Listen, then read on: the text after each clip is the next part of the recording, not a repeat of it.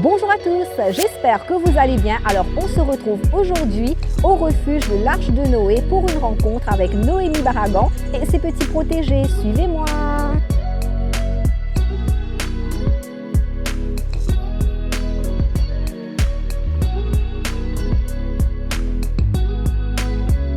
Alors, moi je viens de Paris, et oui, après j'ai déménagé vers Fontainebleau, donc ça c'était chouette. Et j'ai atterri à Maurice il y a 4 ans, donc c'est vrai que maintenant ça commence à dater. Ma passion des animaux, c'est depuis mon plus jeune âge. Et maintenant j'ai 30 ans, donc je suis vieille, c'est mon plus jeune âge. Et quand j'étais petite, j'aimais pas trop être avec les adultes, je les trouvais ennuyants, avec les enfants, je les trouvais fous. J'aimais que être avec des animaux. Par exemple, quand on allait faire du shopping, oui mon amour, quand on allait faire du shopping, ma mère devait m'emmener après acheter des affaires pour les lapins, ou pour mes cochons d'Inde, ou pour mes tortues aquatiques. Et tous les animaux de sauvetage atterrissaient à la maison. Mes parents avaient une grande confiance et surtout beaucoup de patience avec moi. Mais ils avaient confiance que je m'occupais bien des animaux. Et je lisais tellement de choses sur YouTube, sur Wikipédia, à Noël j'avais toutes les encyclopédies, comment s'occuper d'un animal, j'adorais ça. J'appelais le vétérinaire, je posais énormément de questions. Tu veux partir? Ok. Et énormément de questions. Et c'est comme ça au fur. C'est très concentré quand ils sont là. Et au final, bon, j'ai atterri ici, j'ai déménagé avec mes animaux. C'était un sacré et long voyage. Et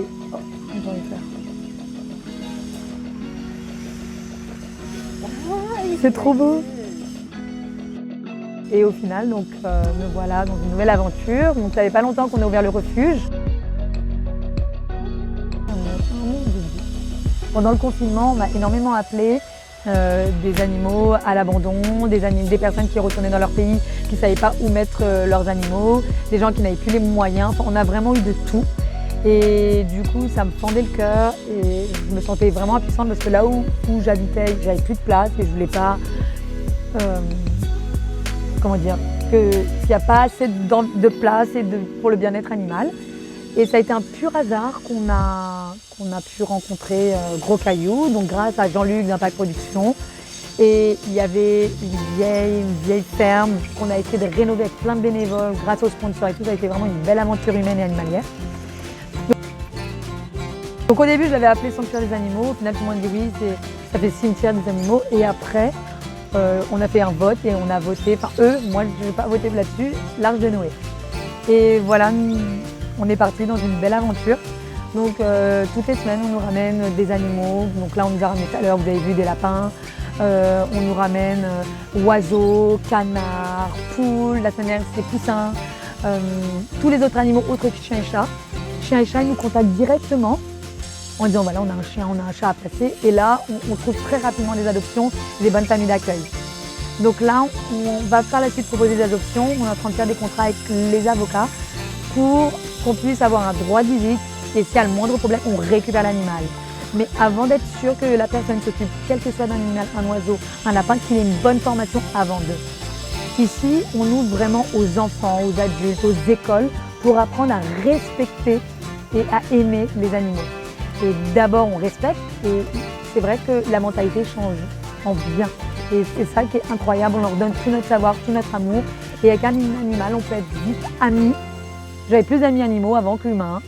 On peut être amis avec un animal, il nous comprend, il ne nous juge pas, il nous apaise. Quand on est triste, ils sont là pour nous.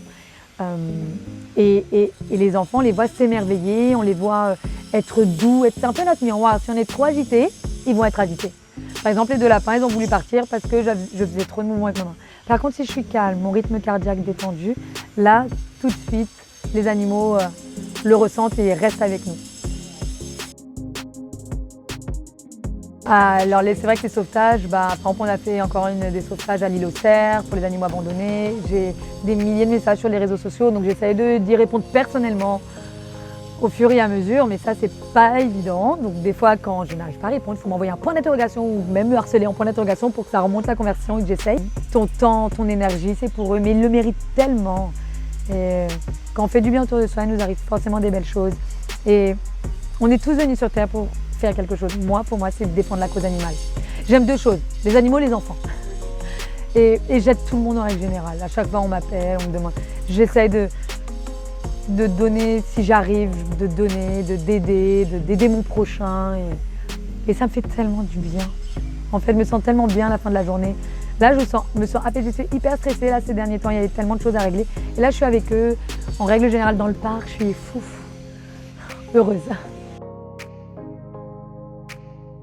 Oui, on a énormément de projets. Mais j'attends d'avoir tous les accords avant de pouvoir vous en parler. Là-dessus, ils sont hyper indépendants.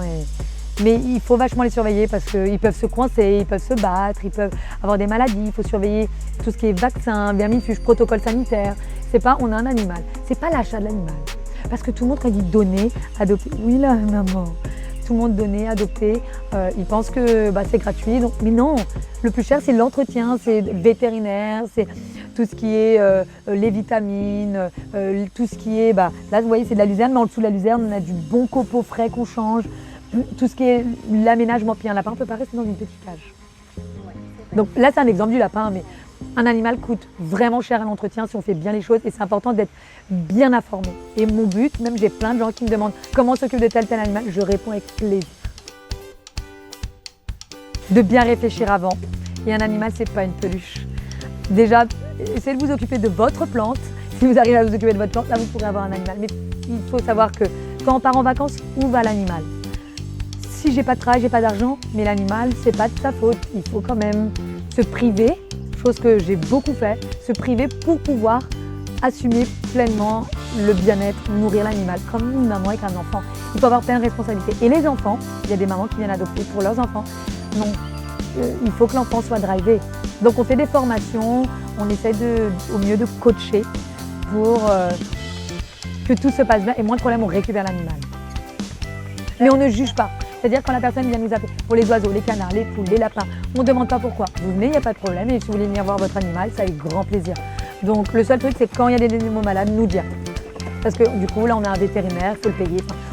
On engendre des... par mois, avec la nourriture, les soins, on a 2 soigneurs, on atteint les 2 soigneurs pour le refuge. Et c'est très difficile et on a de plus en plus d'abandon. Donc on a quelques parrains, c'est-à-dire que si quelqu'un veut un animal, oh tu es curieuse, si quelqu'un veut un animal mais habite en appartement, ne peut pas. Il peut venir parrainer un animal, il a un certificat et il vient voir son animal autant de fois qu'il peut. Donc ça c'est bien, comme ça il sait que c'est son animal, il peut venir le qualifier, passer l'après-midi, bouquiner avec, etc. Et sans avoir la contrainte, je vis dans un appartement où j'ai une maison mais je ne peux pas, à cause de la copropriété, mettre des animaux sur le terrain. Donc ça c'est bien. Ça c'est vrai qu'on a vraiment besoin de beaucoup de parrains et après on a quelques sponsors matériels et ça c'est super. On ne prend pas de sponsors financiers parce que de toute façon on a du matériel à acheter. Donc si les personnes disent voilà on veut vous aider à contribuer, il n'y a aucun problème. Voilà donc quoi l'argent va repartir et voilà de quoi on a besoin. Merci à vous de nous avoir aidés. C'est vrai que je vous ai connu sur Instagram et comme j'ai dit à beaucoup de personnes, quand on dit tombaliste, on dit oh là là c'est triste, mais en fait vous êtes un rayon de soleil, vous êtes venus nous aider volontiers avec votre équipe et ça c'est des gens comme vous qui me redonnent espoir, confiance humaine. Merci en tout cas. Merci.